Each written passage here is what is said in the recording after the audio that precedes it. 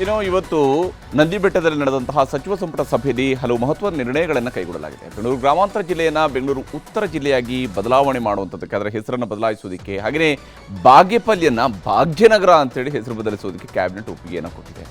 ಇಷ್ಟಾದರೆ 48 ಯೋಜನೆಗಳಿಗೆ 3,400 ಕೋಟಿ ರೂಪಾಯಿಗಳ ಅನುಮೋದನೆಯೂ ಕೂಡ ಇವತ್ತಿನ ಕ್ಯಾಬಿನೆಟ್ ಸಭೆಯಲ್ಲಿ ಸಿಕ್ಕಿದೆ.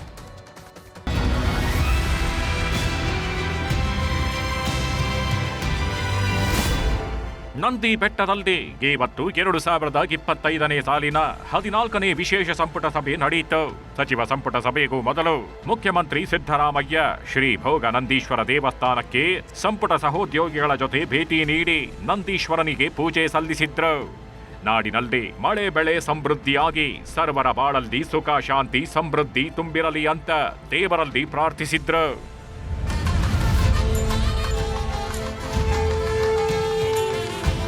ಪೂಜೆ ಮುಗಿಸಿ ಹೊರಬಂದ ಸಿದ್ದರಾಮಯ್ಯನವರಿಗೆ ಶಾಸಕ ಪ್ರದೀಪ್ ಈಶ್ವರ್ ಬೆಳ್ಳಿ ಗಧೆ ಕೊಟ್ಟು ಸನ್ಮಾನನೂ ಮಾಡಿದ್ರು. ಬೆಳ್ಳಿ ಗಧೆಯನ್ನ ಕೈಯಲ್ಲಿ ಹಿಡ್ಕೊಂಡ ಸಿಎಂ ಪ್ರದೀಪ್ ಈಶ್ವರ್ ಕಾಲೆಳೆದು ತಮಾಷೆನೂ ಮಾಡಿದ್ರು. ಆಮೇಲೆ ಸಚಿವರು ಶಾಸಕರ ಜೊತೆ ಗ್ರೂಪ್ ಫೋಟೋವನ್ನು ತೆಗೆಸಿಕೊಂಡ್ರು. ಪೂಜೆಯಿಂದ ಹಿಡಿದು ಫೋಟೋ ಶೂಟ್ ವರೆಗೂ ಉಪಮುಖ್ಯಮಂತ್ರಿ ಡಿಕೆ ಶಿವಕುಮಾರ್ ಎಲ್ಲೂ ಕಾಣಿಸಲಿಲ್ಲ.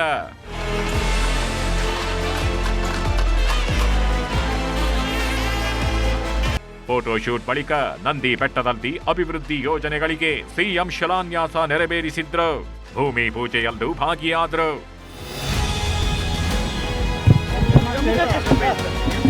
ಬಳಿಕ ನಂದಿ ಬೆಟ್ಟದಲ್ಲಿ ಸಚಿವ ಸಂಪುಟ ಸಭೆ ಶುರುವಾಯಿತು.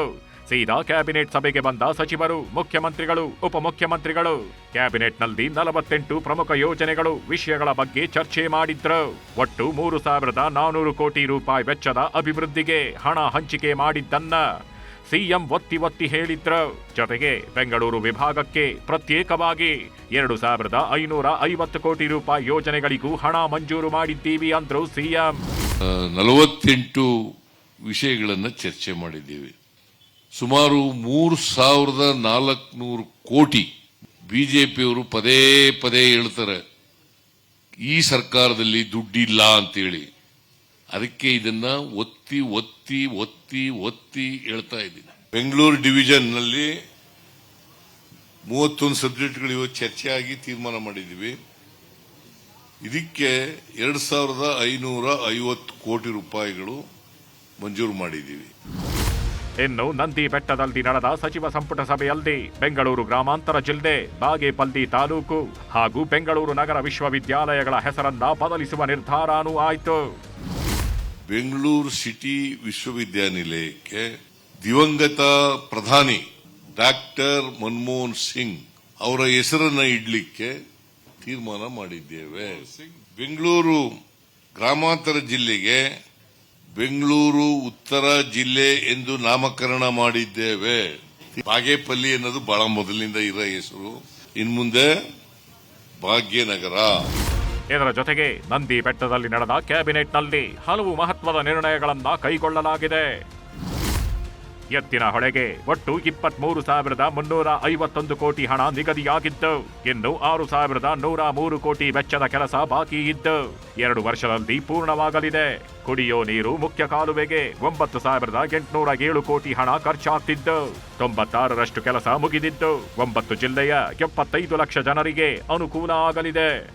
ರಾಜ್ಯಾದ್ಯಂತ ಎಲ್ಲಿ ಹೆಚ್ಚು ಕಾರ್ಮಿಕರು ಇರ್ತಾರೋ ಅಂಥ ಜಾಗಗಳಲ್ಲೇ ಕಾರ್ಮಿಕರ ಮಕ್ಕಳಿಗೆ ವಸತಿ ಶಾಲೆ ನಿರ್ಮಿಸಲು ಇದೇ ಮೊದಲ ಸಲ ತೀರ್ಮಾನ ಆಗಿದ್ದು ಒಟ್ಟು 1,225 ಕೋಟಿ ಹಣ ಮಂಜೂರು ಮಾಡಲಾಗಿದೆ. ಐಎಎಸ್, ಐಪಿಎಸ್, ಐಆರ್ಎಸ್, ಐಎಫ್ಎಸ್ ಸೇರಿದಂತೆ ಇತರೆ ಸ್ಪರ್ಧಾತ್ಮಕ ಪರೀಕ್ಷೆ ತರಬೇತಿ ಪಡೆಯುವ ಹಿಂದುಳಿದ ವರ್ಗದ ಅಭ್ಯರ್ಥಿಗಳಿಗೆ ಬೆಂಗಳೂರಲ್ಲಿ 2 ಹಾಸ್ಟೆಲ್ ನಿರ್ಮಾಣಕ್ಕೆ 10 ಕೋಟಿ ರೂಪಾಯಿ ಅನುಮೋದನೆ ಸಿಕ್ಕಿದೆ. ಕೋಲಾರದಲ್ಲಿ 11 ಕೋಟಿ ರೂಪಾಯಿ ವೆಚ್ಚದ ಸರಕಾರಿ ಕಟ್ಟಡ, ಅಮಾನಿಕೆರೆ ಶಾಂತಿನಗರದಲ್ಲಿ 79 ಕೋಟಿ ಕಾಮಗಾರಿಗೆ ಒಪ್ಪಿಗೆ ಸಿಕ್ಕಿದೆ. ಬಾಗೇಪಲ್ಲಿಯ ಪಾತನಕೋಟೆಯಲ್ಲಿ ಕಿರು ಜಲಾಶಯ ನಿರ್ಮಾಣಕ್ಕೆ 189 ಕೋಟಿ ಅನುಮೋದನೆ ಸಿಕ್ಕಿದೆ. ಬೆಂಗಳೂರಿನ ಕೆಆರ್ ಮಾರುಕಟ್ಟೆಯಂತೆ ಚಿಕ್ಕಬಳ್ಳಾಪುರದಲ್ಲಿ ಅಂತಾರಾಷ್ಟ್ರೀಯ ಹೂವಿನ ಮಾರುಕಟ್ಟೆ ನಿರ್ಮಾಣಕ್ಕೆ 141 ಕೋಟಿಗೆ ಅನುಮೋದನೆ ಕೊಟ್ಟಿದ್ದಾರೆ. ನಂದಿ ಬೆಟ್ಟದಲ್ಲಿ ಹೋಟೆಲ್ ನಿರ್ಮಾಣಕ್ಕೆ 50 ಕೋಟಿ ರೂಪಾಯಿ, ಹೊಸ ತಾಲೂಕುಗಳಲ್ಲಿ ಕಮ್ಯುನಿಟಿ ಹೆಲ್ತ್ ಸೆಂಟರ್ ನಿರ್ಮಿಸಲು ನಿರ್ಧಾರ ಆಗಿದೆ. ಹಿಂದುಳಿದ ವರ್ಗದ ಮಕ್ಕಳಿಗೆ 14 ವಸತಿ ಶಾಲೆ ಕಟ್ಟಲು ತಲಾ 22 ಕೋಟಿ ರೂಪಾಯಿಯಂತೆ 306 ಕೋಟಿ ರೂಪಾಯಿ ಮಂಜೂರು ಮಾಡಿದ್ದಾರೆ.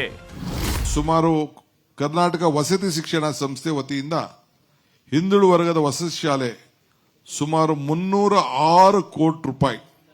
ಬೆಂಗಳೂರಿನಲ್ಲಿ ಮಾತ್ರ ನಮ್ಮ ಹೈಟೆಕ್ ಹೂವಿನ ಮಾರುಕಟ್ಟೆ ಇತ್ತು. ಇದನ್ನ ಚಿಕ್ಕಬಳ್ಳಾಪುರದಲ್ಲಿ ಕೃಷಿ ಉತ್ಪನ್ನ ಮಾರುಕಟ್ಟೆ ಸಮಿತಿ ವತಿಯಿಂದ ಅಂತಾರಾಷ್ಟ್ರೀಯ ಮಟ್ಟದ ಹೈಟೆಕ್ ಸುಮಾರು 141 ಕೋಟಿ ರೂಪಾಯಿ ವೆಚ್ಚದಲ್ಲಿ ಸ್ಥಾಪಿಸಲು ಅನುಮೋದನೆಯನ್ನು ಕೊಟ್ಟಿದ್ದೇವೆ. ಇದಿಷ್ಟು ಇವತ್ತು ನಂದಿ ಗಿರಿಧಾಮದಲ್ಲಿ ನಡೆದ ಸಂಪುಟ ಸಭೆಯ highlights. Hebbaka Thimmegowda, political bureau, news 18.